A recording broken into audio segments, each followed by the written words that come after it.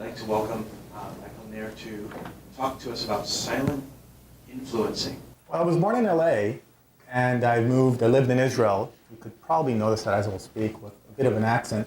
And I came back to LA when I was 7, and I did not know a word English, and I had no idea what they were saying.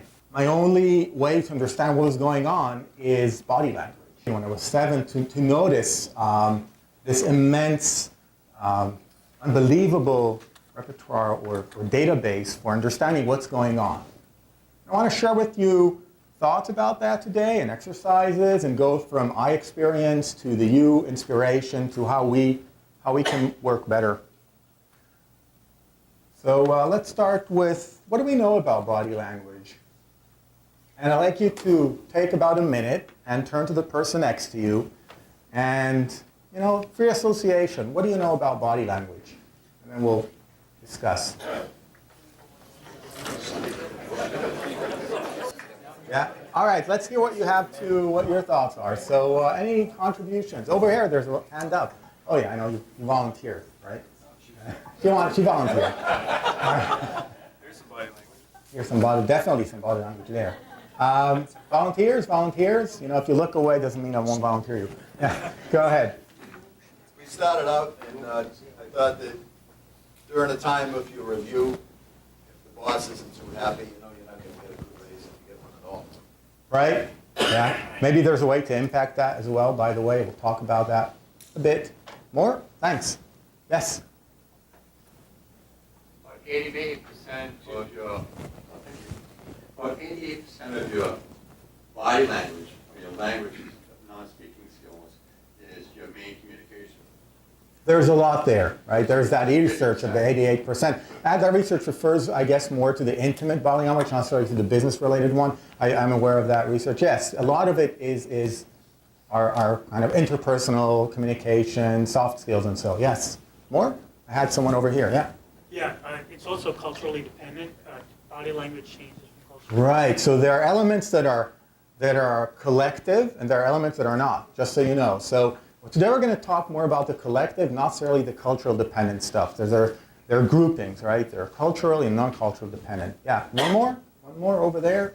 All of you guys raising your hands at the same time. I can't even decide. Yes. Go ahead. Open and welcoming. Open and welcoming, closed. Right. Closed. Right.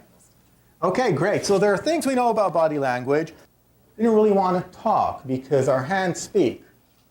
Truly, our hands speak. If you've been to Italy, you probably have seen that. So these are easy cues, and they kind of resonate in inner being because there is a direct link between the hand and the intonation, which is just great diabolical. Let's do it the other way around. Let's take this hands like this, and let's say a sentence that doesn't work. For example, could you please help me out? Can you please help me out? Doesn't work. Again, can you please help me out? Can you please help me out? It works, which is, again, very, very weird. There is a connection between this and the eye contact and our feeling. I need a volunteer. Tom. 3 positions. One of them is, give me some skin. Why is it so important to talk about handshakes anyway? Thoughts? Why is it so important to talk about handshakes? Kind of an introduction. Introduction. First contact, first impression, yes. More? Mental state. Excuse me? Mental state. Mental state. I've been saying that. Thanks. What? Business etiquette. Business etiquette, yes. There's more to that. Stay with me, please. Middle Ages, they improved on that, and they introduced a pump because maybe there's some daggers hidden really well and want to dislodge them. So we do like this. It's actually a way to create what? Trust. Thank you very much. You're welcome. Do note that between celebrities on a photo op, there's always a scrimmage, there's always like a fight to go to which side of the picture of the photo op. Let's have another volunteer, Steve. Please help me out here. Thank you, Steve. Sure. So if I'm 2 world leaders, you have Belgium, I have Luxembourg, and we're meeting for a photo op, the person on the right right? Write this. Your left always has more clout because hands in front. The hand is in front. And you'll see them jockeying for power. You'll see this happening in many of these. Thank you, Steve. All right. What are supposedly signs of lying? Help me out here. Insincerity. Yes? Scratching ears, scratching nose, scratching mouth, scratching chin. Anything else?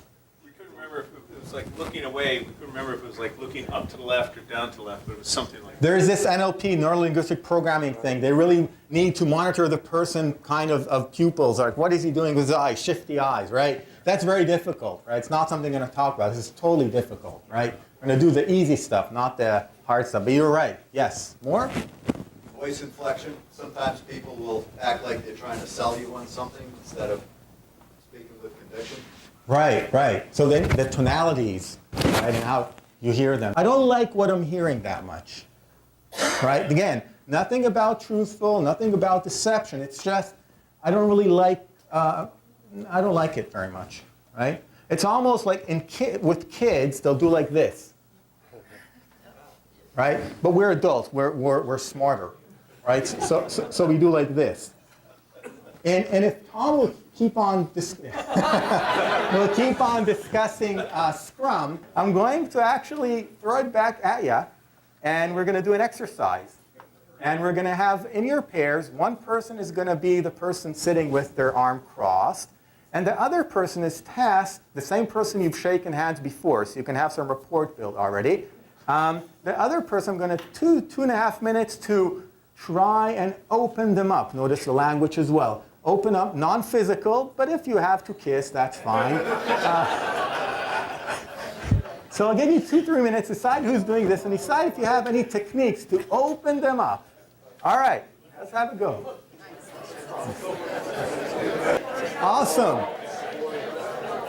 First of all, some great tries and successes over here as well. That was really, really good. Your thoughts? How do you do that, really? Because there's a lot of fun here, and well, as well, how do you really accomplish that? Any ideas?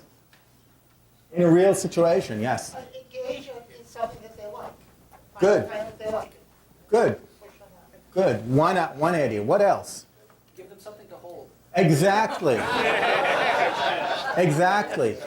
Give them a handout. Right. I found it very hard to keep my arm crossed in the face of humor. Yeah. As soon as I started laughing, it felt almost, it was hard not to open up. Exactly. Open up. Great. What else? Humor helps. What else? Good joke, and maybe talking about like going to a ball game, having beer or something like that. So definitely the first step is the noticing what's going on. And for that, reminding you 5-second awareness just to, hey, what's going on? Oh, Paul and Sarah, they're having their arms like that. They're not going to participate all in the review and the retro that we're running. What else? Other ideas? Tell them if they're cold to wave their arms a little bit, get their blood flowing. Great. Some exercise. That really works. Yeah, especially if you want to be very creative in a retro. What else? Tell me about your family. Right. Awesome. Tell me about your family. That always opens people up. What else? Empathize. Empathize, and probably would add to that mirror. So if someone's sitting close and you want to show them the way non-verbally, you might start with a more closed gesture and slowly, it's amazing, and slowly open up. Try that in your next team gathering. Just notice if you show the way, I'll talk about that in a second, if you show the way opening up, people will follow suit. Last tidbit, see how it works for you tomorrow in your stand-ups, and you ask people about their status. Are they taking a step back when they're giving their status?